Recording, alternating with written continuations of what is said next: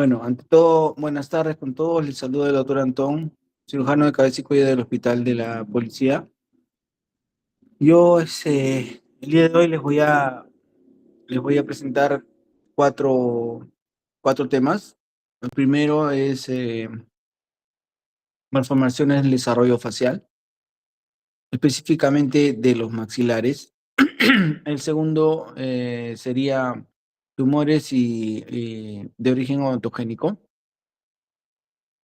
El tercero sería todo lo que es tumores malignos de cavidad nasal y senos paranasales, y por último, traumatismos del macizo facial, ¿ya? Bueno, para empezar, como una introducción, decirles de que estos dos primeros temas lo vemos mucho en conjunto con otras especialidades, ¿no? Que son afines, ¿ya? Como por ejemplo los odontólogos, que tienen también una rama de su carrera que tiene que ver con maxilofacial, ¿ya? Entonces, son temas incluso que ellos dominan con bastante desempeño porque tienen una especialidad de 4 años, ¿ya? Pero nosotros como médicos debemos saber todo en general, ¿verdad? Así que por eso es que damos también esta clase en la currícula de cirugía 2.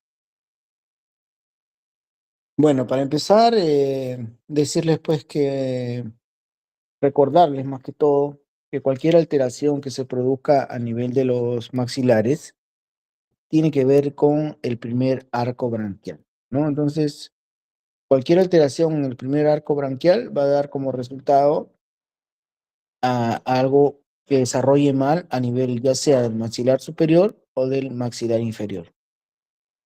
Aquí en esta imagen, por ejemplo, vemos que hacia la décima semana, ya se ha fusionado el tercio medio facial, ¿no? De esa manera, eh, podemos entender que en algunos pacientes, cuando no se lleva esta fusión como debe ser, se produce lo que es el paladar hendido o labio leporino, ¿ya? Entonces ven ahí con color naranja a la línea media cómo se fusiona esas dos partes, ¿no? Derecha e izquierda. Entonces, vamos a ir viendo primero las bases biológicas del crecimiento sagital con respecto al maxilar superior, ¿no? Aquí tenemos una imagen que nos representa un corte sagital, ¿verdad? Sagital, de perfil. Sagital y de tercio medio específicamente, ¿no? Y noten de que en un inicio de 0 a 1 años, prácticamente no tenemos un seno paranasal propiamente dicho, sino que conforme uno va creciendo, ¿no? Acá tenemos de 1 a 4 años y ya se va formando el seno paranasal, ¿no? Ya más o menos hasta los 12 años, donde ya se ha formado con mayor amplitud. Claro, también tenemos que ver que dentro del maxilar van a estar incluidas las piezas dentarias, que en una primera etapa salen las provisionales y posteriormente salen las definitivas. Al erupcionar estas, obviamente van a dejar un espacio más amplio, ¿no? Para que se produzca el crecimiento del maxilar. No solamente eso, sino que también el seno maxilar tiene como un mecanismo de neumatización, es como inflar algo, ¿no? Como inflar un neumático, neumatización. ¿A través de qué? De la cavidad nasal. Lo que respiramos, obviamente, ingresa por el meato medio y este a su vez hace que el seno maxilar esté en constante flujo de aire como si fuera un efecto de neumatización. Otras estructuras que interfieren en el crecimiento del maxilar, también tenemos el cuerpo del esfenoides. Ahí como lo vemos representado en esta figura, el crecimiento es así en sagital, acá lo vamos a ver mejor. Aquí, por ejemplo, vemos que el cuerpo del esfenoides tiene una parte específica, ¿ya? Que se llama la sincondrosis, que lo ven pintado de color amarillo. Esta zona es la zona donde van a proliferar las células y van a hacer el crecimiento hacia arriba, adelante, inclusive también hacia abajo, ¿ya? Esto es la sincondrosis. La sincondrosis del cuerpo de los estenoides que crece y también estimula el crecimiento del maxilar superior hacia arriba, hacia adelante y también al maxilar inferior. Otras estructuras, como vemos al lado derecho, tenemos el tabique nasal, como les decía también, la misma cavidad nasal, ¿no? Crece y al crecer empuja el paladar hacia abajo y la pared anterior del maxilar hacia adelante, ¿no? Entonces son diferentes estructuras. Aquí otra, por ejemplo, la órbita. La órbita es un conjunto de huesos, porque no es un solo hueso, ¿no? Es un conjunto de huesos, dentro de ellos el temporal, el maxilar, el esfenoides, ¿no? Y el hueso frontal, que forman un cono orbitario, ¿no? Un cono orbitario que, eh, hay que decirlo, tiene una evolución, un crecimiento, ¿no? Es dinámico, no es que uno nazca con el tamaño de la órbita ya establecida, no, poco a poco va creciendo, ¿verdad? Entonces, y igual manera el globo ocular es pequeño al inicio, pero va creciendo.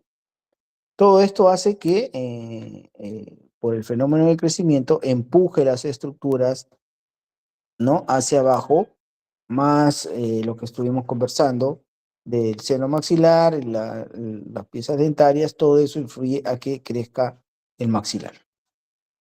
Hay estudios al respecto que hablan de que niños que por accidente o por alguna malformación no tienen globo ocular o lo perdieron, el crecimiento del maxilar no va a ser el mismo, no va a ser el mismo. Igual, como decía, si la cavidad nasal que cumple esta función de neumatización está obstruida por algún pólipo nasal o por algún adenoide, ¿no? Esto hace que no se neumatice como debiera y esta neumatización también falla y obviamente se va a reflejar en un mal crecimiento de ese maxilar superior. Entonces el maxilar superior crece en ese sentido, hacia abajo y hacia adelante, como forma sagital oblicua, ¿no?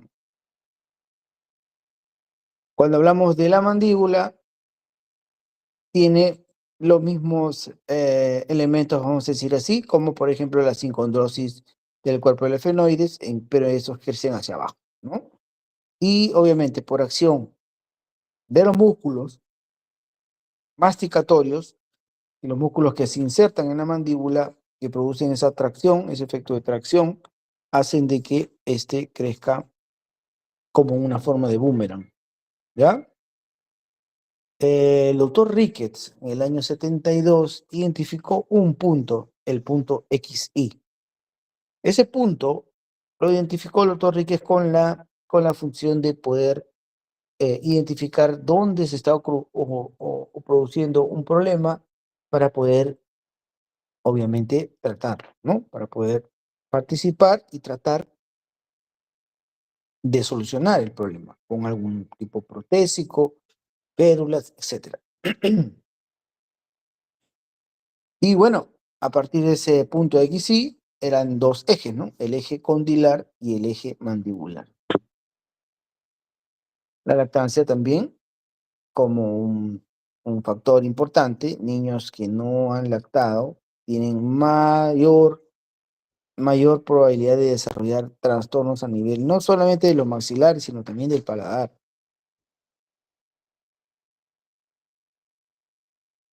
Entonces, la etiología es multifactorial, cualquier alteración endógena o exógena que comprometa las estructuras que ya hemos estado conversando, ¿no? Esta patología causa serios disturbios anátomo-funcionales en los maxilares. Estas malformaciones craneofaciales representan aproximadamente un tercio de todas las malformaciones congénitas, ¿no? Para que vean lo frecuente que es. Hay algunos Medicamentos teratógenos, ¿no? Que hay que tener mucho cuidado en utilizarlos, sobre todo cuando uno está gestando o en la primera etapa de la gestación, como algunos que nombramos ahí, ¿no? Eh, Fármacos como la talidomida, la fenitoína, ¿no?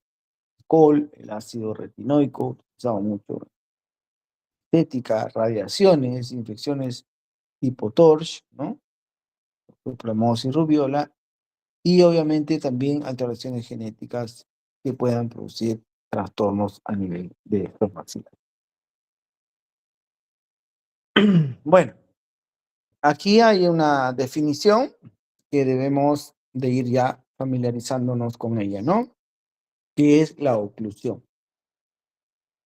¿Qué cosa es una oclusión? La oclusión dentaria es la superposición o coincidencia que tiene el diente superior con el diente inferior, que deben ser como en el dibujo que tenemos a la mano izquierda. Si ustedes ven la imagen del lado derecho, se van a dar cuenta de que no es una mordida ideal, ¿verdad? Vemos que el diente superior está como que muy abierto, muy alejado del diente inferior y encima lo cubre mucho, cubre en demasía el diente inferior. Debería ser como lo estamos viendo en el dibujo de la mano izquierda. Entonces, cuando el diente sobrepasa esa línea que vemos ahí, que debería ser, estamos hablando de 3 a 4 milímetros, y vemos que el diente superior sobrepasa eso, ya podemos decir que hay una mordida alterada, una mordida profunda. Ahí estamos hablando de la parte vertical, ¿no? O del eje vertical. Y si vemos el eje horizontal, la distancia también, como el dibujo lo marca, son de 2 a 4 milímetros de diferencia entre el diente superior y el diente inferior.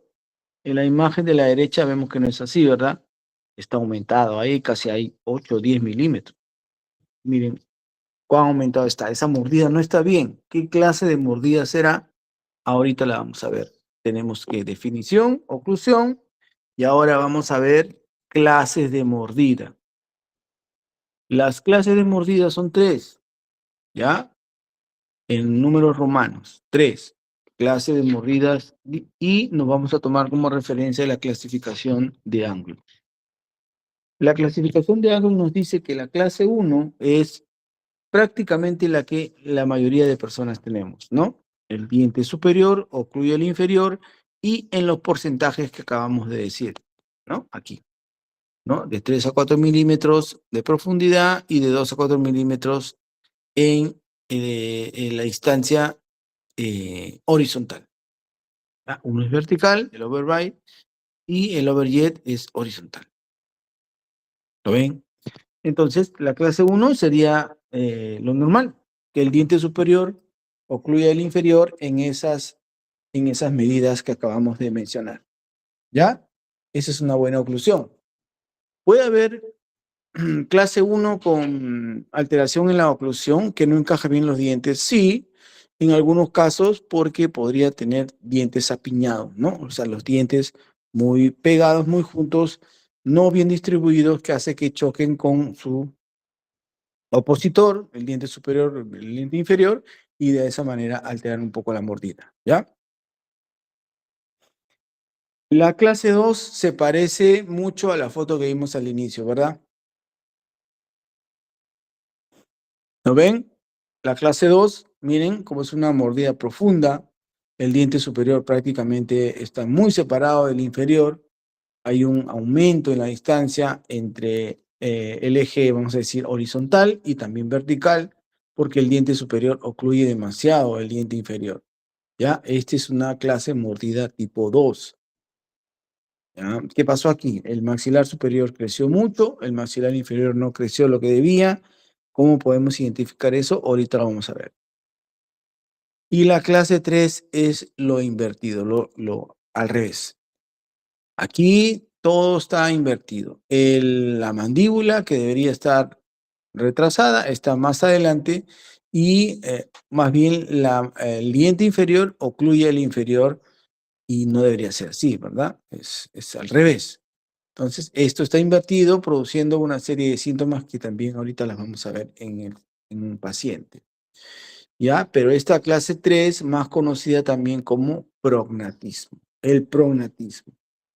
¿Ya? ¿Qué pasó aquí? La mandíbula creció mucho o el maxilar superior no creció lo que debía. Eso también lo vamos a ver con los estudios que a continuación vamos a presentar. ¿Ya? Pero si creció demasiado la mandíbula y se fue hacia adelante, ocasionando este tipo de mordida, tendríamos que decir que es una clase 3 de ángulo o prognatismo.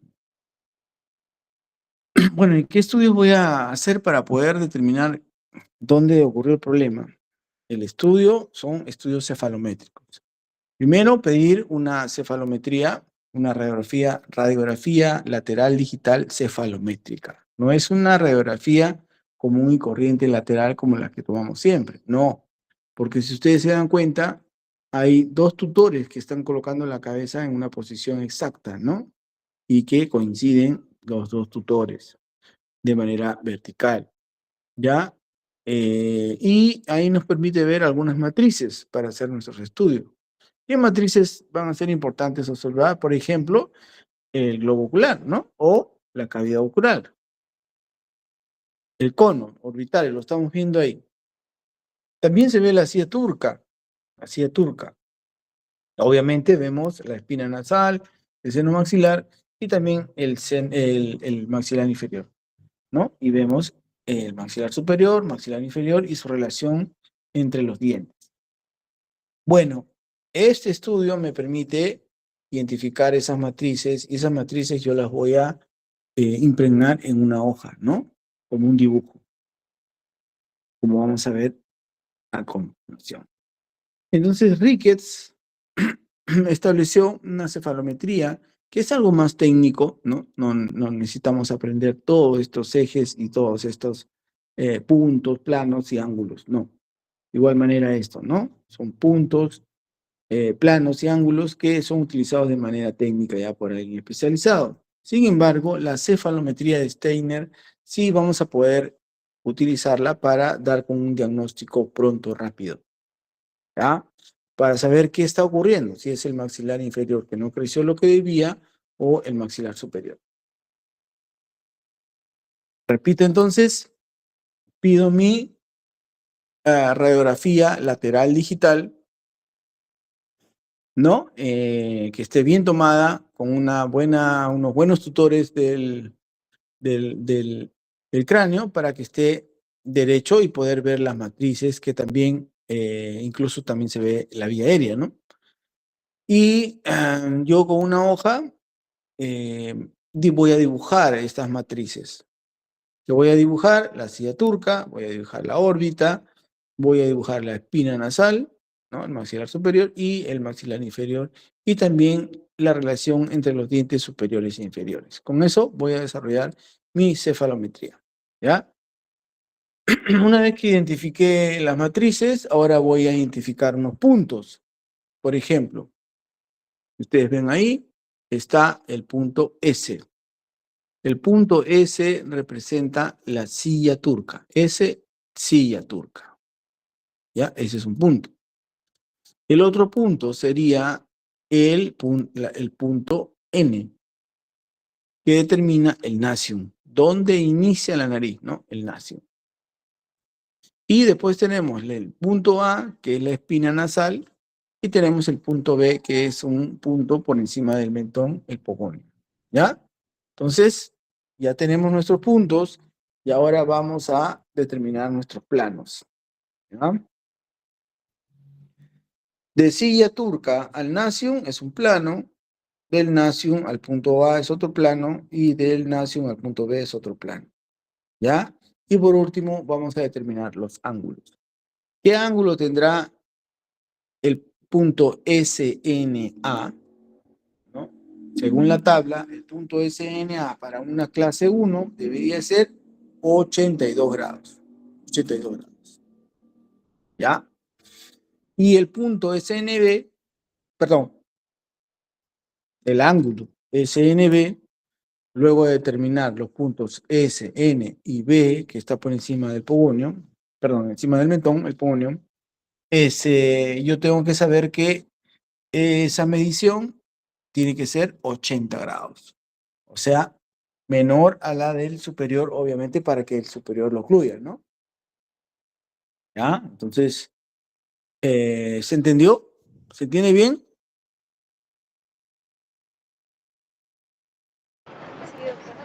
Sí, doctor.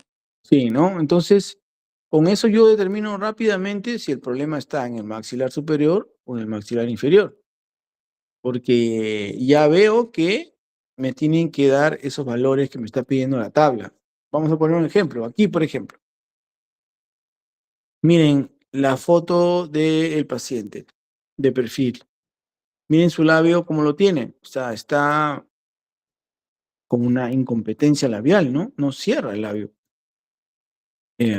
Si le hacemos una cefalometría, una placa cefalométrica, el dibujo lo tenemos a la izquierda. Miren cómo están sus matrices, ¿no?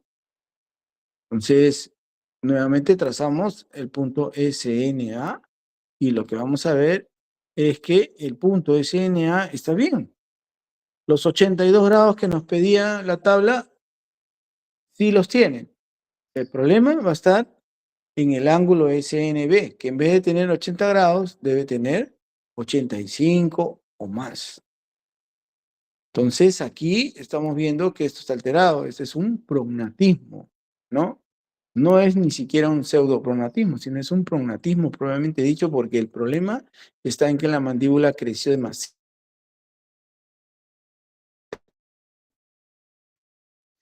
haciendo incluso que el labio no pueda cerrarse. ¿Ya? Una cefalometría rápida de Steiner, yo puedo determinar que el problema es el maxilar inferior. Porque puede ser también que sea el maxilar superior, ¿eh? Que el punto SNB esté normal y el SNA esté disminuido. Entonces, también puede ser eso, ¿ya? Pero en este caso es un prognatismo, propiamente dicho. ¿Cuál es el tratamiento? Osteotomías sagitales a nivel del ángulo mandibular. Noten de que dentro de la mandíbula atraviesa un nervio, un par craneal, ¿no? Ese nervio tiene que ver con la sensibilidad de todas las piezas dentarias y toda la mayoría de estructuras que están a ese nivel, ¿no? Incluso hasta la parte del labio y todo, cuando ya emerge el agujero mentoniano, se convierte en nervio mentoniano. Pero este es el quinto 3, ¿no? El dentario inferior que va por dentro de la mandíbula. Ahí lo ven, ¿no? Está dentro de la mandíbula. Imagínense que hacer la osteotomía dañemos ese nervio. Perderíamos toda la sensibilidad del labio inferior, de la mejilla del labio inferior, de todas las piezas dentarias del labio inferior. O sea, terrible, ¿no? Por eso hay que tener mucho cuidado en no dañar este nervio cuando se realizan este tipo de cirugías ortognáticas. Ortognática. La micrognatia, aquí es todo lo contrario. El que no creció fue el maxilar inferior, ¿no? Haciendo que tenga una clase de mordida. ¿Qué tipo? ¿Qué clase de mordida sería esa?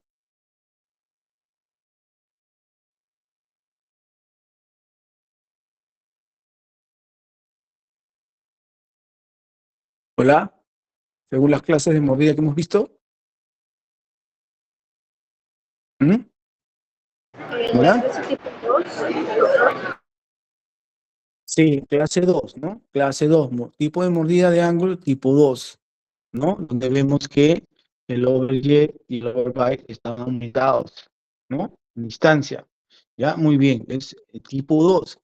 Entonces aquí más bien la mandíbula está muy retrasada, está muy retrasada. Y obviamente el estudio cefalométrico, igual hago mis puntos, determino mis ángulos y el ángulo de SNA mide, como dice la tabla, 82 grados.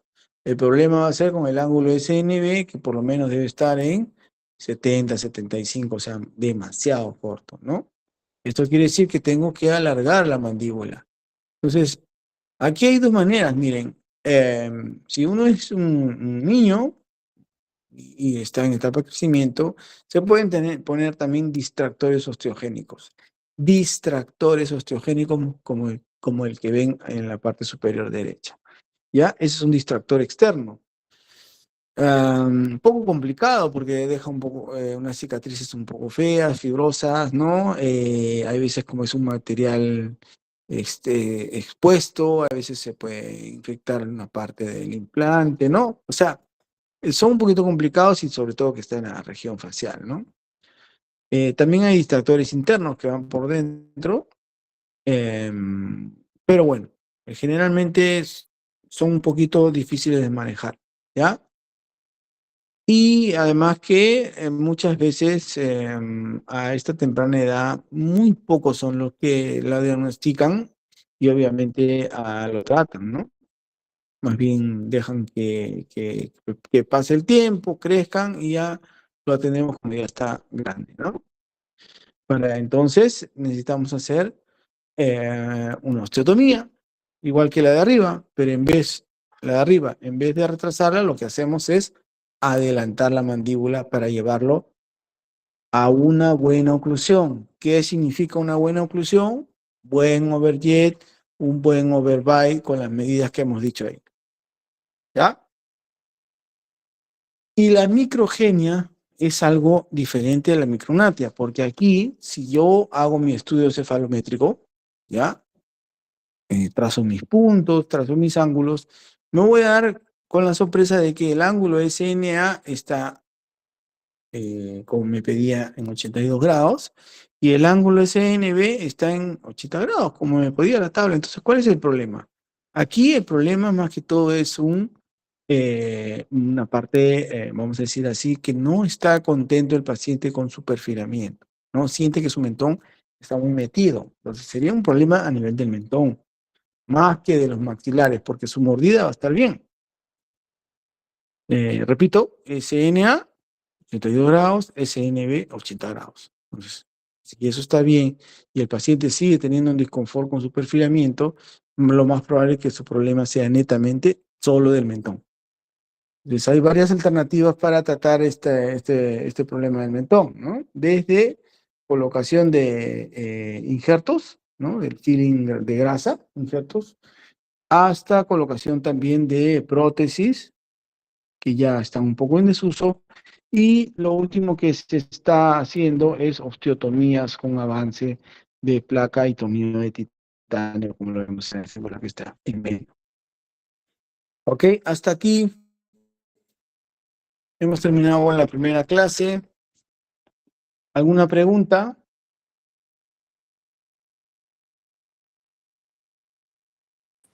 No, doctor.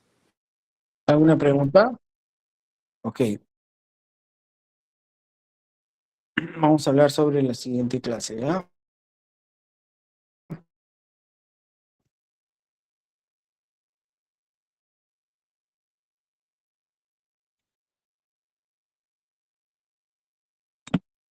Se ve bien, ¿verdad? Se ve bien, ¿no? ¿Hola? ¿Se logra Sí, ver? doctor. Sí, Sí doctor. se ve, Ok, doctor. ya. Como ven ahí en la imagen, ¿no? Que es una tomografía con reconstrucción, ven que está el maxilar y tiene como una especie de un hueco ahí, ¿no? Y ese hueco tiene también más piezas dentarias. Efectivamente, es un estudio tomográfico en reconstrucción 3D que evidencia una masa a nivel del maxilar inferior que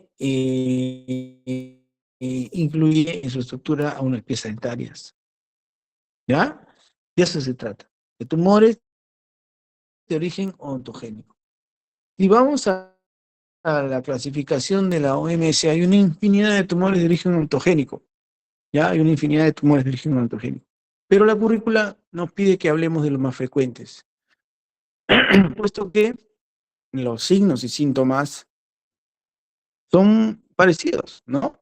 Aumento de volumen a nivel de los maxilares, que tiene que estar relacionado a una pieza dentaria o a varias piezas dentarias.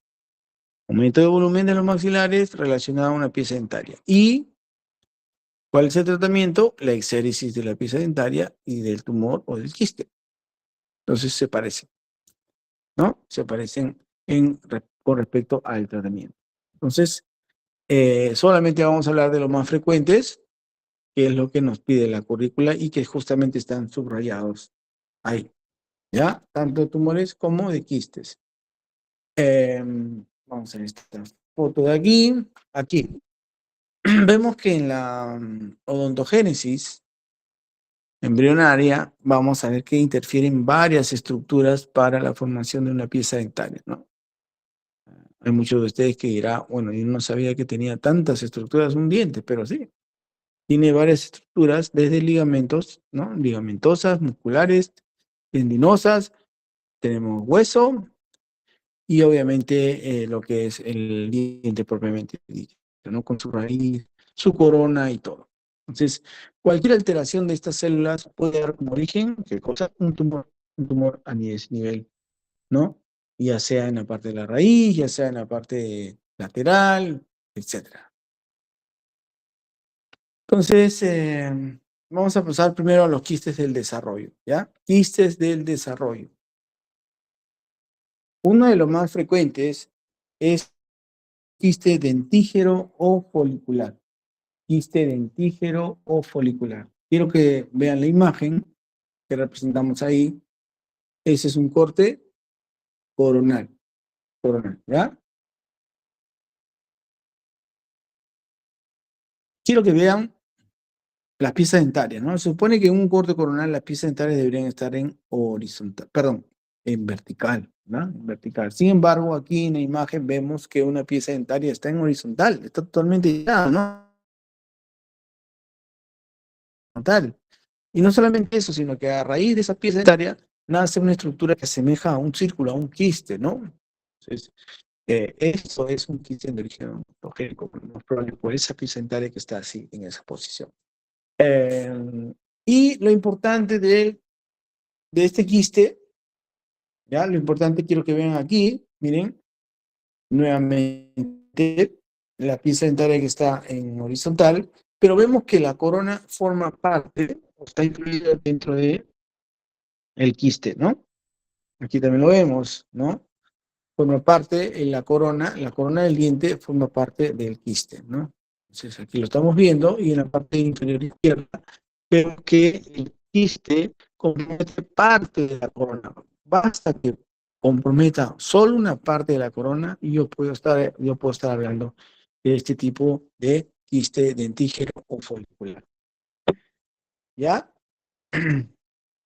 El tratamiento, como les decía, casi para todos es lo mismo. La exéresis del tumor más la resección del causante. En este caso sería la pieza dentaria, que puede ser una o pueden ser más. ¿Ya? Y obviamente vamos a hablar entonces del segundo, que es el queratoquiste o clínico. El queratoquiste. A diferencia del anterior, ¿no?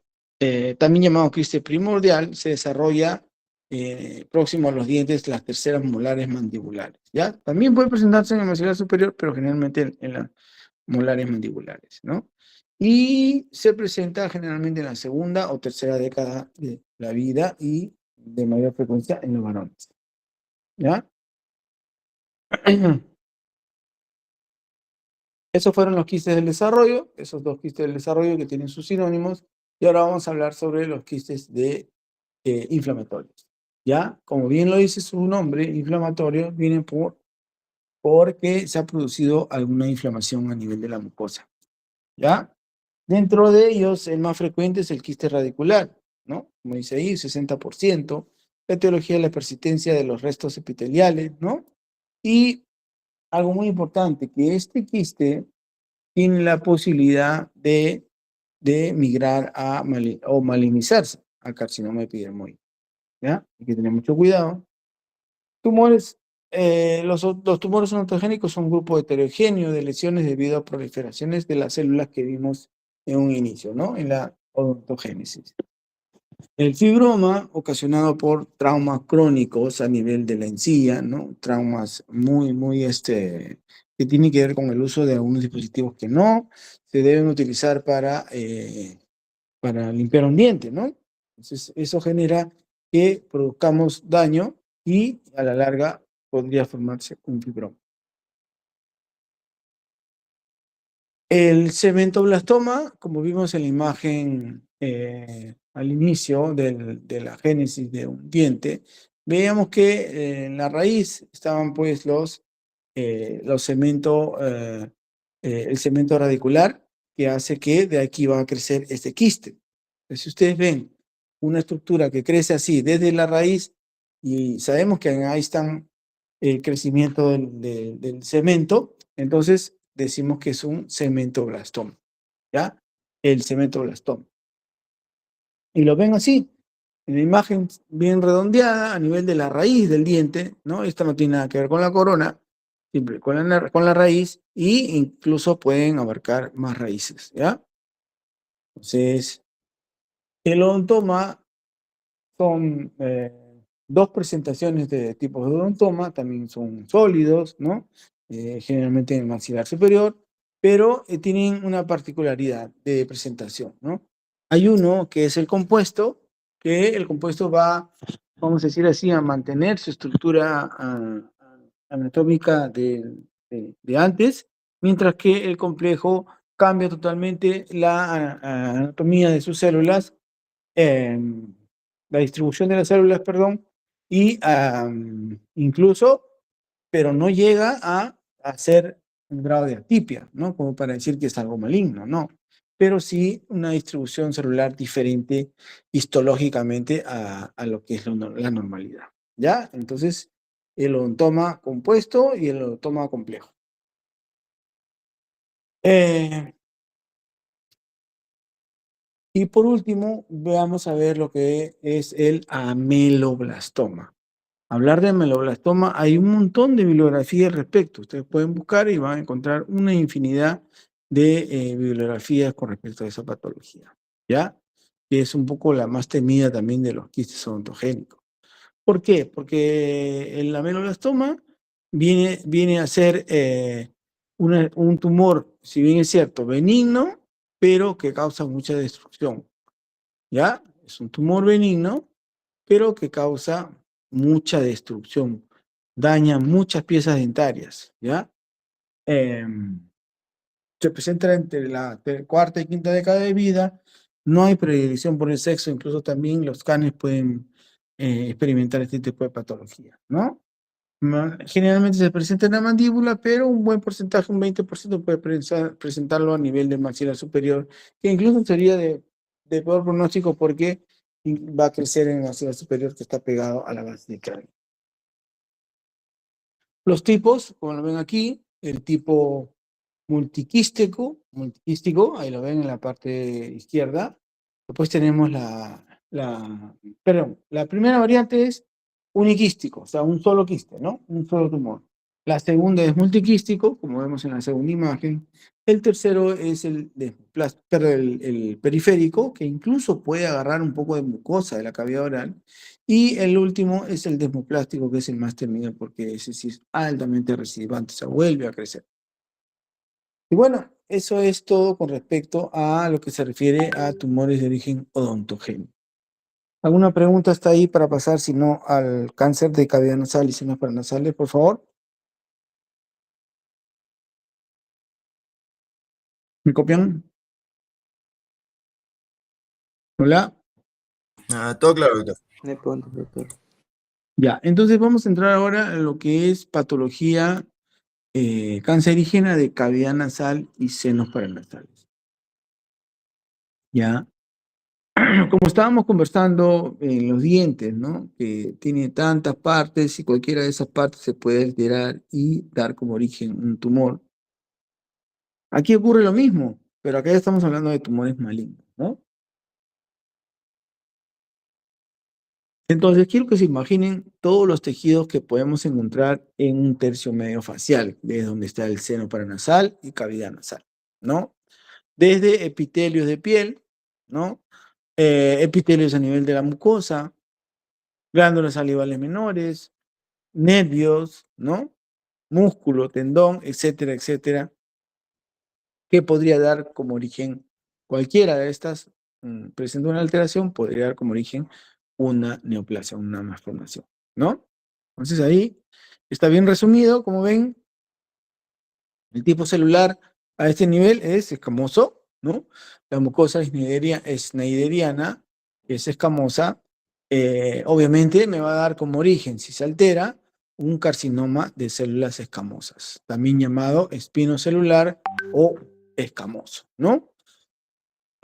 Carcinoma de células escamosas, entonces es lo que nos daría este tipo de células. Pero ¿qué pasa si el origen del tumor maligno no es del epitelio, sino es de una glándula salival menor? Pues si es de una glándula salival menor, que es la que están distribuidas en todo el tracto aéreo digestivo, ¿no? Eh, eh, si es un tumor maligno derivado de este tipo de tejido, entonces vamos a estar hablando de el carcinoma mucoepidermoide a la cabeza. ¿Ya? Repito entonces, cuando hablamos de epitelio escamoso, el primero en ser en la lista es el carcinoma epidermoide, ¿no? Escamoso o espinocelular, sinónimos. Pero si hablamos de glándula salival, ya tendríamos que cambiar a mucoepidermoide, carcinoma mucoepidermoide. ¿Ya? Clarito estoy diciendo, ¿ah? El tumor maligno más frecuente en cabeza y cuello en general es el carcinoma epidermoide, pero cuando hablamos de glándula salival es el mucoepidermoide. ¿Ya? Y obviamente si tiene que ver con algún nervio, tendríamos que pensar o descartar un carcinoma, un neuroblastoma olfatorio, ¿no? Neuroblastoma olfatorio. ¿Ya? Entonces, el más frecuente, carcinoma epidermoide, de glándulas salivales mejor, de glándulas salivales menores o mayores, tenemos el carcinoma mucoepidermoide en primer lugar y en segundo lugar el carcinoma adenoide quístico. ¿Ya? Y si hablamos de tumores malignos que deberían o derivan del músculo y de sus tendones, estaríamos hablando de los famosos sarcomas, ¿ya?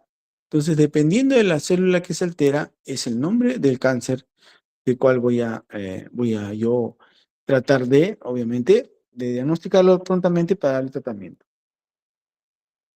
Aquí está, en esta tabla vemos el porcentaje de presencia del carcinoma epidermoide. Como decía, es el de mayor frecuencia en general en cabeza y cuello. ¿Y cuál es el sitio de predilección de esta aparición de este cáncer? El seno maxilar. ¿Ya? El seno maxilar está ahí. Perdón, la cavidad nasal. La cavidad nasal es lo más frecuente, seguido del seno maxilar. ¿Ya? Algunas bibliografías van a dar más o menos lo contrario. Cavidad nasal, senos paranasales y seno paranasal primero y cavidad nasal. Eso dependiendo de dónde lo saques la información, pero generalmente estas dos áreas son las más frecuentes. ¿Ya? Esta barra que he sacado o que hemos encontrado viene de referencia al estudio realizado en el Hospital Memorial Sloan de Manhattan. ¿Ya? Entonces, cavidad nasal como primer lugar de predilección por ese tumor maligno. La etiología, bueno, multifactorial también, pero saber que quién lo puede producir, el tabaco, ¿no? El tabaco puede producir alteración a nivel del epitelio y producir cualquier tipo de carcinoma, no solamente a nivel pulmonar, sino en todo el tracto aéreo digestivo por donde ha transcurrido vamos a decir así, ese factor etiológico, ¿no? Después dice ahí la preexistencia de un papiloma invertido. Sí, hay un tumor benigno, ¿no? Que es como el adenoide, como si fuera un pólipo, es el papiloma invertido, ¿ya? Incluso muchas veces sale de manera endoscópica, no hay necesidad de abrirlo totalmente. Entonces, ese tipo de tejido se dice que hay un porcentaje de células dentro de ese tejido que ya debe estar ahí haciendo daño, ¿no? O sea, algo maligno dentro del papiloma invertido. Por eso siempre que diagnostiquen un papiloma invertido hay que hacer una revisión de lámina, decir que miren todos los cortes porque puede ser que estemos frente a un carcinoma epidermoide. Algunos químicos utilizados a través del tiempo, como el níquel, ¿no? Para la producción de materiales de acero inoxidable, el gas pimienta utilizado en una de las guerras mundiales, ¿no? Químicos en el procesamiento del cuero y el polvo de la madera también está relacionado a desarrollar este tipo de tumores malignos. La clínica, ¿qué sucede aquí? Como son dos cavidades muy amplias, muchas veces los primeros síntomas son inapercibidos o pasan desapercibidos o se enmascaran con alguna gripe, una obstrucción que la mayoría lo puede tener, ¿no? Por un tema de alergia, etcétera. Entonces, hay que saber que estos tumores llegan generalmente a un estadio un poco avanzado, ¿ya? Y aquí dice en la clínica todos los síntomas que podemos encontrar. Quiero que noten cuando hablamos de ya un factor de mal pronóstico, estamos hablando de síntomas ya de mal pronóstico, ¿no? Como por ejemplo la proptosis. ¿Qué cosa es la proptosis? La proptosis es la protrusión del globo ocular, ¿no? Está yendo hacia adelante. ¿Y por qué? ¿Por qué? Porque el tumor puede ser que esté creciendo a nivel del seno maxilar, rompa el techo de la órbita, ¿no? Y se meta dentro del cono orbitario y empuje el globo ocular hacia adelante, ¿no? Eso es lo que puede ocasionar, ¿ya? Entonces, pero esos serían signos de mal pronóstico. Entonces, signos de mal pronóstico en un paciente con, con este tipo de tumoración. Por ejemplo, que tenga un dolor a nivel dental, porque puede estar agregado a la infiltración del nervio, puede estar dañándose la cuerda del tímpano. Las etapas avanzadas, obviamente, de mal pronóstico, ¿no? Proptosis. ¿Qué cosa es proptosis? Dijimos cuando el protruye el globo ocular y está ocluyendo porque se rompió el piso de la órbita y por ahí se metió el tumor, está empujándose adelante, ¿ya? Después tenemos también diplopía. Obviamente, al empujar el globo ocular y sacarlo de su ubicación, podríamos producir diplopía, o sea que el paciente vea doble. En algunos puntos, sobre todo, ¿ya? Entonces, y saber que también puede presentarse hipoacusia, puede presentarse alteraciones a nivel de la trompa de Eustaquio y esto generar que el paciente tenga otitis media, ¿ya? Adenopatía cervical también es un buen signo porque a veces debutan con esa tumoración a nivel cervical y nunca se hicieron ningún tipo de chequeo, ¿no? Los vemos y tratamos de buscar un primario y no encontramos el foco primario. Entonces ahí siempre hay que descartar que sea un problema externo, ¿no? Que está llegando a esa zona. ¿Ya? Entonces, adenopatía cervical también está caracterizada por una masa en el cuello de origen tumor maligno de cavidad nasal, senos paranasales. ¿Todo bien hasta ahora? ¿Todo bien? ¿Se escucha bien? ¿Se ve bien? ¿Sí? Sí, está. Sí, doctor. El diagnóstico. Para el diagnóstico voy a tener que solicitar mi gol estándar, que es la tomografía. ¿Y por qué la tomografía es el gol estándar? ¿Por qué no pido otra cosa, no? Porque la tomografía me va a poder determinar el pronóstico. ¿Cómo así? Si yo noto que los tumores están un poquito hacia adelante o hacia atrás, ¿cómo hago para ver eso? ¿Qué tengo que hacer? Pedir una tomografía. Y la tomografía, hago un corte, en un corte sagital delimito un punto entre el canto interno y el ángulo mandibular. Todos los tumores que estén por debajo de esta línea van a ser de buen pronóstico, porque están alejados de la base cráneo, ¿no? Diferente es cuando el tumor está en el maxilar superior y por detrás de esta línea que se traza del canto interno a la mandíbula, y estos son los tumores de mal pronóstico porque están muy pegados a lo que sería la base de cráneo, ¿ya? La línea de Ogren, recuerden, línea de Ogren, ¿ya? El tratamiento es maxilectomías, aunque actualmente ya hay tipos de maxilectomías selectivas, porque antes éramos un poco más agresivos, ¿no? Ahora, dependiendo del tumor y del crecimiento, tratamos de permanecer un poco la calidad de vida del paciente sin sacar tanto maxilar, ¿ya? Actualmente sacamos todo el maxilar, ahora sacamos por partes las partes que estén mayormente comprometidas, ¿no? Entonces puede ser que el tumor solamente abarque la infraestructura. Voy a hacer una maxilectomía de la infraestructura como vemos ahí en la foto. O puede ser una mesoestructura, tanto pared media, yo voy a realizar una maxilectomía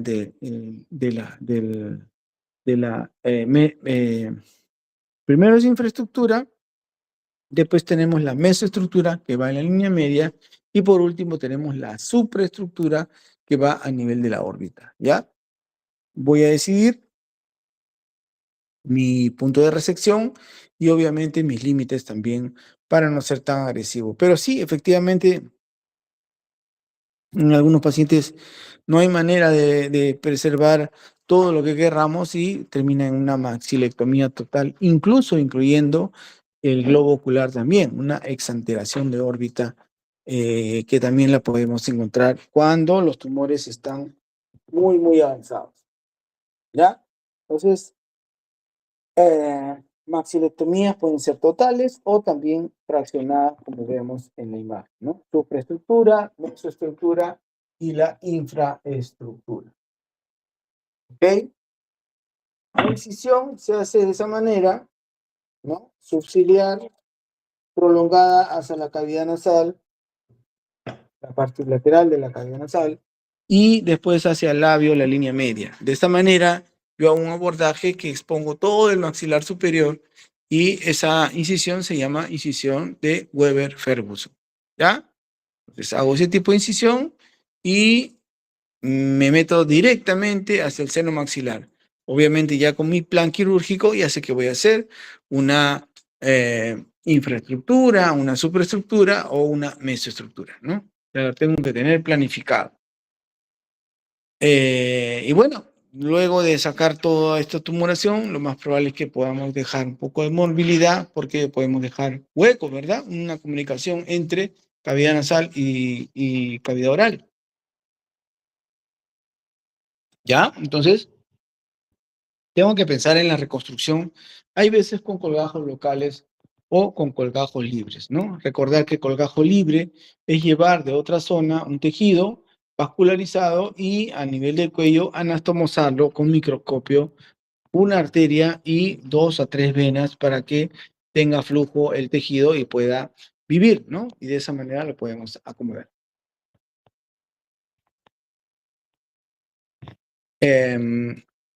Decía que muchas veces lo que puede pasar es que dejo una morbilidad, porque estoy dejando una comunicación en la cavidad nasal contra la boca. Entonces el paciente va a tener una incompetencia palatina y esto va a generar que se pueda atorar o que no le entendamos lo que nos habla, ¿no? Porque la caja de resonancia se pierde al hacer ese agujero ahí, ¿no? Entonces utilizamos algún tipo de obturador que hace que podamos ocluir ese hueco que ha quedado o esa comunicación tapada, ¿no? De esta manera el paciente se le escucha y habla mucho mejor y también puede comer y ya no va a tener esa limitación de la incompetencia operativa. El pronóstico es inversamente proporcional a cómo llega el paciente, en qué estadio, ¿no? Si en un estadio avanzado, lo más probable es que su pronóstico no sea tan bueno. Y cuando hablamos de pronóstico, hablamos de sobrevida a 5 años y probabilidad de recurrencia, ¿ya? Pronóstico quiere decir probabilidad de recurrencia y sobrevida a 5 años. Obviamente, a mayor estadio, peor va a ser el pronóstico. Tanto de recurrencia como de sobrevida a 5 años. Factores de mal pronóstico. Repito nuevamente, ojo, la línea de Ogren, ¿no? Que me divide los tumores en antero inferiores o pósteros superiores. Recordad que los pósteros superiores están más pegados a la base del cráneo, entonces esos serían los peores por línea de Ogren. ¿Ya?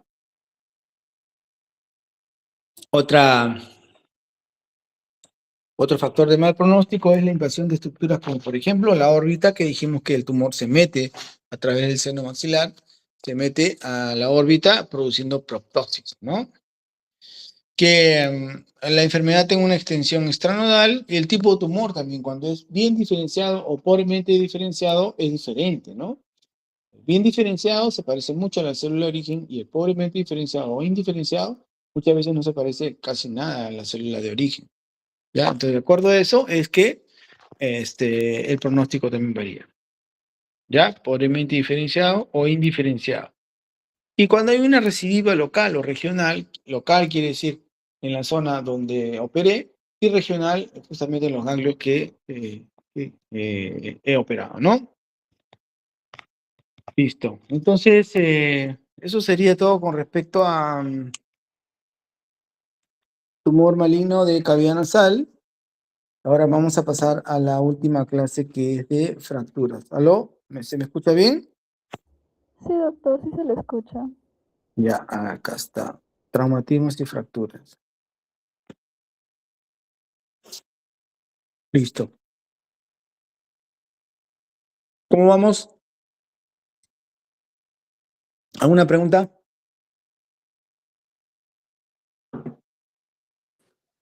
No, doctor, parece que todo claro. Ya. Vamos a iniciar con unos pilares, ¿ya? Pilares que vendrían a ser las columnas del macizo facial, ¿ya? Entonces, aquí los vamos a ver. Si vemos esta foto de este cráneo, ¿no? Vemos que tenemos unas flechas en sentido vertical. Compartiendo la pantalla. ¿Hola? Doctor, disculpe, No la se está pantalla. compartiendo la pantalla. ¿No se está compartiendo? No, doctor, no se ve. No, está vacío. No, no se comparte, doctor. A ver.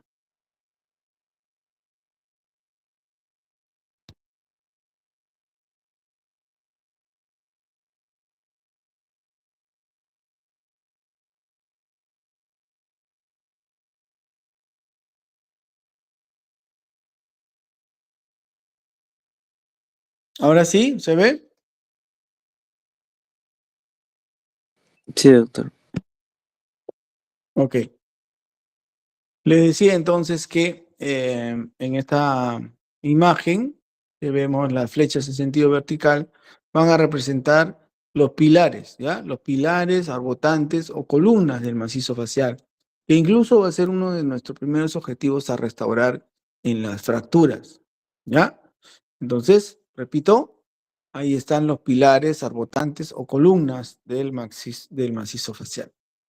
Primero vamos a ver los verticales y luego vamos a ver los horizontales. Entonces, vamos a la primera flecha, que une el hueso frontal con el malar. Entonces sería el pilar frontomalar, que sería bilateral, ¿no? Después tenemos otro pilar que une el hueso frontal con el maxilar, sería frontomaxilar bilateral. Otra flecha que está un poco en oblicua, que une el malar con el maxilar, sería maxilomalar bilateral. Y la última flecha que vemos en la parte de la mandíbula, que está en la rama ascendente de la mandíbula, sería el pilar mandibular. ¿Ya? Entonces, así como hay pilares verticales, también tenemos pilares horizontales. ¿Ya? El reborde orbitario inferior, reborde orbitario superior, arco cigomático y cuerpo mandibular como pilares. La etiología siguen siendo los accidentes de tránsito, ¿no? Incluso nosotros que trabajamos con mayormente policías y familiares policiales, vemos que muchos se repiten los accidentes de tránsito, puesto que ellos son propensos a esto, ¿no? Los motorizados, y también cuando están en un tipo de persecuciones en los autos y todo, ¿no? Y también heridas de bala, obviamente, ¿ya? Definición entonces es cualquier solución del macizo facial, ¿no? Y que está siendo resultado de una acción mecánica, ¿no? Que se da por una alta energía, de mediana energía o de baja energía que también podría ocasionar una fractura no tan desplazada que ahorita vamos a ver. Entonces quiero que vean primero este paciente. Miren. Este señor llega a la emergencia donde están ustedes y lo ven, y lo primero que tengo que determinar es, ¿una fractura abierta o cerrada? ¿Es una fractura abierta o cerrada? Entonces, a primera impresión, yo puedo decir, me parece que es cerrada, ¿no? No veo que esté expuesto nada, pero veo que tiene una sutura en la frente. Si tiene una sutura en la frente, lo más probable es que esta fractura haya sido expuesta. Y obviamente en el primer sitio donde fueron lo suturaron al señor, pero no deja de ser una fractura expuesta, ¿no? Que probablemente está contaminada, ¿cierto? Entonces, de ahí lo que veo es que hay un poco de distopia con respecto a los ojos, ¿no? Me parece, o uno que está más hinchado, o el otro está más bajo, no lo sé. Entonces, miren, a simple vista no tiene tanto problema, ¿no? Si es con minuta o no con minuta, no lo podría saber. Y si es desplazada o no desplazada. Entonces, puedo sostener con una mano la región frontal y con la otra mano puedo sostener el maxilar superior y hacer que esta especie de movimiento. ¿Ya? Repito, con una mano lo pongo en la frente y con la otra mano sostengo la arcada dentaria superior y lo muevo. Si siento que hay desplazamiento, yo puedo asegurar que esta fractura es una fractura compleja y que tiene huesos desplazados. ¿Ya? Entonces, ¿qué tengo que hacer? Pedir la tomografía y aquí está la tomografía. Miren, lo que no parecía tan fuerte o una fractura tan complicada, miren lo que puedo encontrar aquí. ¿Ah? Prácticamente tiene roto casi todos los pilares que estábamos conversando hace un momento, ¿no? La unión frontomalar bilateral, la unión frontomaxilar bilateral, ¿no? Nasomaxilar, maxilomalar bilateral, reborde orbitario inferior bilateral, incluso el arco cigomático del lado izquierdo, ¿no? Como pilar horizontal también, ¿no? Miren, entonces, efectivamente, aquí hay una fractura desplazada, con minuta, una fractura compleja, ¿ya? Y lo vemos aquí. Entonces el señor tiene una fractura un poco compleja que tenemos que restaurar todos esos pilares que dijimos. Las fracturas entonces vamos a clasificarlas de acuerdo a los tercios, ¿ya? Tercio superior, tercio medio, tercio inferior. Recordar que en el tercio superior tenemos el hueso frontal que a la vez tiene un seno frontal, ¿no? Ese seno frontal tiene una tabla externa y una tabla interna que puede estar o que está muy relacionada a la meninge, ¿no? A la meninge, al cerebro. Entonces, recordar, obviamente no lo voy a poder ver de una manera directa, pero veo que con una tomografía puedo ver el seno maxilar, ¿verdad? Perdón, el seno frontal. Y si veo el seno frontal, veo la tabla externa y la tabla interna. Y ver si está comprometida o no con la fractura. ¿Ya? Aquí está, por ejemplo, miren. Ahí hemos hecho un corte coronal, ¿no? Para levantar toda la parte de la piel y toda la parte blanda, ¿no? Hasta el periósteo, y hemos logrado identificar la fractura del hueso frontal.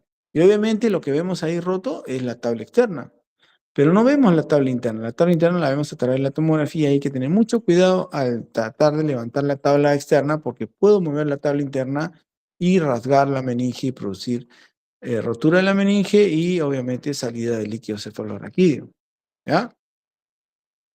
Entonces, eso puede pasar. Mucho cuidado con fracturas a nivel de hueso frontal. Fractura del propio de la nariz, una de las más frecuentes y obviamente también difíciles de diagnosticar porque rápidamente se desmatiza la región nasal, ¿no? Pero con una radiografía simple también podemos ver huesos propios de la nariz o con la tomografía, que es nuestro gol estándar, vemos la pirámide nasal y si está desplazada o no. Fracturas orbitarias. Volvemos al señor que vimos hace un momento. Al decirle al señor que por favor siga la mirada, ¿no? Nosotros con un lapicero, con un objeto, le dijimos, por favor, siga mirando este objeto y lo pongo en todos los campos visuales para ver hacia dónde los desplaza. Y notamos que de un globo ocular sí desplaza bien hacia arriba y del otro no. El otro es como que algo está jalando, algo está atrapado. Y sí, debe estar atrapado, sí, porque cuando hay fracturas del piso de la órbita, repito, fractura del piso de la órbita, hace de que las partes blandas del globo ocular se atrapen, ¿no? Dentro de ellas la grasa periorbitaria y también los músculos rectos de la órbita, ¿ya? Por eso es que el paciente va a tener limitación para llevar el globo ocular donde nosotros le pidamos. ¿Y va a producir qué cosa? Diplopía. va a haber doble, obviamente. Un ojo se va por un lado y el otro se queda atrapado ahí. Diplopía. Tenemos que hacer aquí, restaurar el piso de la órbita, colocando estas mallas de titanio, ¿no? Que vienen preformadas o vienen cuadrados, y nosotros las formamos y le damos la forma de la órbita, ya sea la pared medial o la pared inferior, y lo colocamos de esa manera para evitar que haya secuelas, ¿ya? Miren, y que no se quede atrapado ahí el globo, ¿no? El globo ocular se queda atrapado y el paciente empieza a ver doble. Entonces, colocamos esta malla y con eso evitamos todo eso. Aquí está el señor ya. Miren cómo le hemos restaurado todas las fracturas que tenía en la cara. Ya no tiene la distopia, está desinflamado, ve bien, ¿no? Entonces ya no ve doble. Eso es lo que se consigue con él. Fracturas del complejo naso-órbito-hemoidal. Estas fracturas naso-órbito-hemoidal, más conocidas también como NOE, naso-órbito-hemoidal. No, las fracturas de NOE son un poco complejas puesto que se fracturan las celdillas etmoidales, que son estructuras muy delgadas y muy difíciles de restaurar. Por eso es que muchas veces la nariz queda un poco aplanada, ¿no? Y cuando digo la nariz aplanada, quiero decir que la pirámide nasal está aplastada. Si la pirámide está aplastada, la base obviamente va a ser más ancha. Esa base ancha se llama telecanto traumático, un signo clásico de fracturas naso-órbito-hemoidales, ¿no? El telecanto traumático, ¿ya? Eso es clásico de fracturas naso-órbito-hemoidales, que son difíciles de levantar porque, como les decía, esas celdillas hemoidales son bien delgaditas y cuando colapsan, bien difícil poder reducirlas, ¿no? Listo. Corrección de los pilares, frontonasal, reborde orbital inferior y nasal, nasomaxilar también. Fractura del arco cigomático. Aquí hay algo que tenemos que ver, ¿no? Muchas veces jugando algún deporte o haciendo algún tipo de trabajo o labor, me puedo golpear el pómulo y se puede hundir levemente. Entonces, ¿es operable eso? Bueno, a veces no, ¿no? Puedes pasar desapercibido, es una pequeña hundimiento, pero no tanto. Pero lo importante aquí para saber decidir cuándo operar o no un arco cigomático que está descendido es la apertura bucal. ¿Qué tiene que ver la apertura bucal con el arco cigomático? ¿Qué tiene que ver si la mandíbula está abajo? ¿Mm? Que tiene que ver que cuando uno abre la boca, el coronoide de la mandíbula, ¿no? La apófisis coronoide de la mandíbula y el cóndilo de la mandíbula, los dos bajan en conjunto hacia adelante y hacia abajo, hacia adelante y hacia abajo, perdón. Entonces, eso hace que podamos abrir la boca. Pero al bajar y descender pasan por debajo del arco cigomático, sobre todo la apófisis coronoide. Si el arco cigomático está colapsado, va a chocar y producir un efecto mecánico de no poder abrir la boca, que se llama trismus. El trismus es por, obviamente, la contracción muscular de los músculos masticatorios por la inflamación que produce el trauma, ¿no? Y yo no voy a poder aperturar la boca por esto. En el caso de la fractura del arco cigomático es algo más mecánico, que tiene limitación a la apertura bucal, pero por algo mecánico, ¿ya? Es que choca el hueso ahí. Y vamos a hablar ahora de la clasificación, una de las clasificaciones que no se utiliza mucho ya, están un poco en desuso, pero sin embargo todavía están consideradas dentro de los diagnósticos CIE-10, ¿no? Como Lefort. Por lo menos tener una idea de qué significa una fractura de Lefort, porque por ahí vi en algunos de sus compañeros que le decía fractura de Lefort a las fracturas de mandíbula.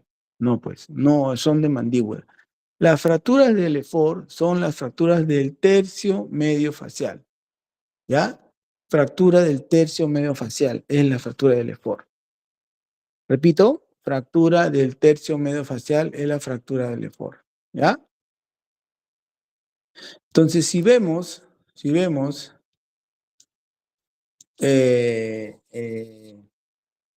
vamos a ir hablando una por una. La primera es LEFOR 1. Es una fractura a nivel de la arcada dentaria superior lineal, ¿no? Que puede ser una sola línea o puede ser conminuta, sí. Pero es una fractura que altera esos dos pilares, ¿no? Maxilomalar bilateral y nasomaxilar bilateral. Bilateral, ambos lados. Entonces, esto es lo que genera, ¿no? Esos pilares que hay que restaurarlos con placas y tornillos de titanio de esta manera. Luego tenemos la LEFOR 2, que es la LEFOR 2, ¿cómo es? Es piramidal. Asemeja una pirámide, ¿ya? Si asemeja una pirámide, va a llevar todos esos trazos y va a comprometer los siguientes pilares, ¿no? Frontonasal, bilateral, maxilomalar, bilateral, reborde uretrario inferior, bilateral, ¿no? Y estos son los que vamos a restaurar con placas y tornillos de titanio. LEFOR 3, que es la disyunción craneofacial, aquí se separa todo el tercio medio del tercio superior. Y miren, es fractura a nivel de la unión frontomalar bilateral, fractura a nivel de la unión frontonasal bilateral o frontomaxilar bilateral y también de arcos cigomáticos bilaterales. Esto hace que se separe el tercio medio del tercio superior. Perdón. ¿Ya? LEFOR 3. La fractura de mandíbula, tengo que conocer obviamente las partes de la mandíbula, saber que la línea media es la sínfisis, desde la línea media hasta el agujero mentoniano, hasta la parasínfisis, de ahí hasta el ángulo, estamos hablando del cuerpo mandibular, y del ángulo hacia arriba, hacia el cóndilo, tenemos la rama ascendente. Luego tenemos el cóndilo, el coronoide. Una vez que determino las partes bien de la mandíbula, ya sé o puedo identificar cualquier tipo de fractura a nivel de esta, ¿no? Parasínfisis, sinfisiaria, ángulo mandibular, cóndilo, coronoide, etc. ¿No? Esta es la clínica, miren, así viene, este vino por arma de fuego, miren, cómo viene con un minuto todo el malar, ¿no? Este señor lo agarró la turba allá en Tía María, en Arequipa, miren, una manifestación como le dejaron la cara, ¿no? Más de 30 fracturas tenía el señor, se pudo reducir todo, obviamente la parte psicológica no está muy bien. Y bueno, después para el diagnóstico, obviamente el gol estándar es la tomografía, ¿ya? Tomografía axial con ventana ósea y con reconstrucción, pero obviamente en algunos sitios no van a encontrar eso, van a tener que saber pedir radiografías. Entonces, si yo pido una radiografía de Hirtz, voy a poder ver arco cigomático. Si yo pido una fractura frontal, pero tipo Towne, me va a alargar el cóndilo y puede ver el cóndilo. O de lo contrario, puedo pedir también una panorámica para ver fracturas a nivel de la mandíbula. Ya con esto ya avancé bastante si es que no tengo a la mano una tomografía. Pero, repito, el gol estándar es la tomografía porque no solamente me va a poder determinar el problema o no, el diagnóstico, sino también me sirve para planificar, ¿no? A través de este tipo a través de este tipo de prototipos que se hacen ahora con las famosas impresoras láser, ¿no? 3D. Se hacen estas maquetas, incluso también te preforman la placa de titanio para que tú solamente hagas la reducción y coloques incluso la placa como una guía hasta donde encaja, ahí debo hacerlo y de esa manera queda mucho mejor. El tratamiento debe ser lo más oportuno posible, ¿no? Determinar qué vasos están viables, qué tejidos están bien irrigados y si no, sacarlos porque podrían producirme después secuestros óseos o osteomelitis, ¿no? Cuando se trata de mandíbula, tengo que tener bien fijada esa zona, como muchas veces con elementos protésicos que se utilizan para ortodoncia, y actualmente los maxilares cuando se fracturan tienen que quedarse bloqueados, aunque hay una tendencia ahora ya no dejarlos bloqueados por las placas y tornillos de titanio actuales, pero la mayoría todavía, para tratar de conservar una buena oclusión, todavía los bloquean. ¿Qué quiere decir? Que unen maxilar superior e inferior, lo llevan a una adecuada mordida, como decíamos en una primera fase, buen overbite, buen overjet, lo llevo a una buena mordida tipo clase 1 y ahí fijo mis placas y tornillos de titanio y con eso hago que consolide la fractura. ¿Cuánto tiempo debe pasar? De 4 a 6 semanas para que consolide una fractura a nivel del macizo facial. Complicaciones, miren aquí, este chico llegó operado de Cusco, miren cuánta sobrecarga de material de osteosíntesis, placas en el aire, en la base de los dientes, tornillos muy grandes en la órbita que pueden haber dañado el globo ocular, etcétera, etcétera, ¿no? O sea, una sobrecarga de material. Esto ha sido operado, un mes operado. ¿Y cómo llegó a Lima? Así, con la boca que no podía ni abrir ni cerrar. Esa era, era una limitación. Había hecho una anquilosis. Había hecho una anquilosis. ¿Qué quiere decir anquilosis? Que se había pegado la mandíbula con el maxilar superior en una parte ósea y no se movía para nada. Ya tuvimos que soltar eso, refracturar, incluso hacerle una condilectomía, sacar el cóndilo de ese lado, crear tejido interpuesto para que crea una pseudoartrosis y que el chico pueda o nuevamente abrir la boca y cerrar y que tenga una buena oclusión. ¿Ya? Entonces también se reconstruyó el párpado superior y obviamente ha mejorado mucho con diferentes cirugías, ¿no? Ya tiene una mejor simetría, apertura de la boca a 4 centímetros, buena oclusión, pero todas esas son las complicaciones que él presentó después de su traumatismo, ¿no? Hemorragia, tuvo en UCI, infecciones, dehiscencia de la herida, exposición de material, fístulas, tuvo también fístulas, secuelas funcionales, antiestéticas, mala oclusión dentaria y limitación a la apertura bucal, que ya se corrigió la mayoría de ellas, ¿no? Esa es la anquilosis, miren cómo se pega el temporal a la mandíbula. Estas son fracturas por arma de fuego, miren cómo se lleva toda prácticamente la rama horizontal, se hace el planeamiento con la tomografía, como les decía, se busca algún injerto óseo, en este caso tomamos cresta ilíaca porque era un defecto de menor de 5 centímetros. Cuando es un defecto mayor a 5 centímetros ya necesitamos un peroné, un colgajo libre que venga del peroné con hueso, con arteria y con venas para no estomazar en el cuello. Y poder utilizar ese hueso como hemos utilizado aquí la cresta ilíaca. Y después de horas de trabajo logramos reducir la fractura y colocar la placa de titanio que ya fue premoldeada y nos sirve de guía para saber que ya terminamos la cirugía, ¿no? ¿Ok? Eso es todo con respecto a fracturas, traumatismo del macizo facial. ¿Alguna pregunta?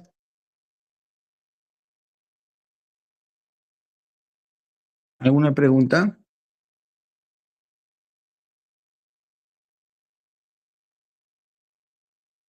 ¿Hola? ¿Me escuchan? Todo bien, doctor. Sí, doctor. Ya. Entonces al delegado creo que les voy a pasar las diapositivas para que los tengan, ¿ya? Ok, doctor. Ok, hasta luego. Gracias.